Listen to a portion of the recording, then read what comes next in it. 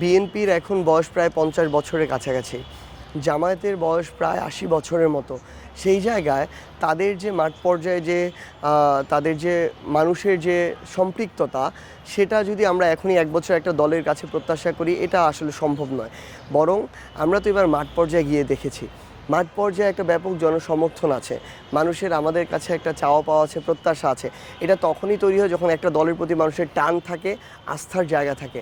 আমাদের এখন যে কাজটা আসলে করতে হবে, এটা হয়তো আমরা আগামী 5 বছরের একটা রূপরেখা নিয়ে যেটা নিয়ে কাজ করছি, সেই জায়গাটাতে যদি আমরা সফলভাবে যেতে পারি, আমরা যদি প্রত্যেকটা ওয়ার্ড পর্যন্ত গিয়ে আমাদের সাংগঠনিক কমিটিটা তৈরি করতে পারি, তাহলেই আমরা ওই ধরনের জনসমাগমটা দেখানো সম্ভব হবে।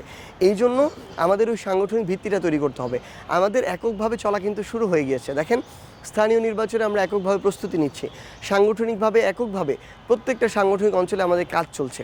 আমরা শুধু একসাথে কাজ করছি সংসদে বিরোধী দলীয় জোট হিসেবে, এবং যদি প্রয়োজন হয় হয়তো আগামীতে রাজনৈতিক কর্মসূচি জোটগতভাবে হতে পারে। কিন্তু আমাদের যে সাংগঠনিক কাজ, আমাদের যে নির্বাচন প্রস্তুতি, এটা আমরা এককভাবে নিচ্ছি। এই জায়গায় দেখেন, আপনি যখন একটা বড় জনসমাগম করবেন, আপনার এই জনসমাগমের ক্ষেত্রেও একটা সাপোর্ট দরকার, বিভিন্ন ধরনের সাপোর্ট, সাংগঠনিক সাপোর্ট দরকার, আর্থিক সাপোর্ট দরকার, এরকম বিভিন্ন সাপোর্ট দরকার। তো এই সিস্টেমগুলো তৈরি হতেও একটা রাজনৈতিক দলের জন্য সময় লাগে।